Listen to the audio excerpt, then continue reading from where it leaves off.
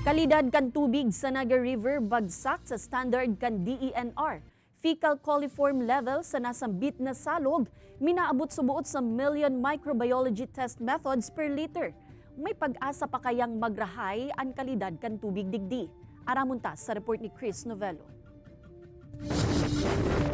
Ang Naga River iyoan kasumpay kan Bicol River.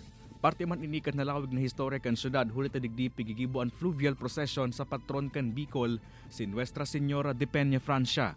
Alagad sa water testing na kinundusir kan DNR-EMB sa kalidad kan tubig sa Naga River kan Agosto 6, bagsak ini sa parametro kan ahensya. Klasipikado kan DNR na klase ang Naga River asin, nanotaran ka ini ang halangkaw na concentration kan fecal coliform level sa salog. Resulta subot ini kan mga ati kan tao asin hayop na direktang inaapon sa salog.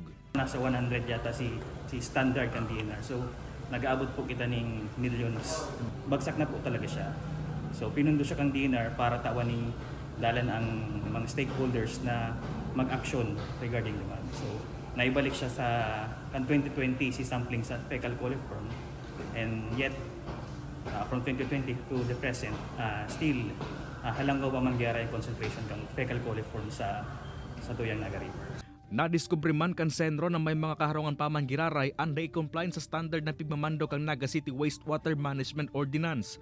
Buot sa bihon, diretso pa man giraray ang deposito kan sa indang septic tank sa salog. Peligroso man ini sa salod kan tao na pwede magkawasan ng cholera, diarrhea asin iba pa. May mga paagi man subot nganing mainaan ang halangkaw na coliform level sa Naga River siring kan tamang waste management asin pagtarabangan kan stakeholders. Katakod kay ini pigserto man kan Barangay San Francisco ang tabang nganing masolusyonan ng problema. Para mapatunayan po na talagang ang sa indang basura ang ating ininda, lalo na po itong mga direkta pa po na itong mga mayong mga septitang, ang ginibuta po kato, isang hosta-hosta. Ini si Chris Novello, Balitang Bicolandia.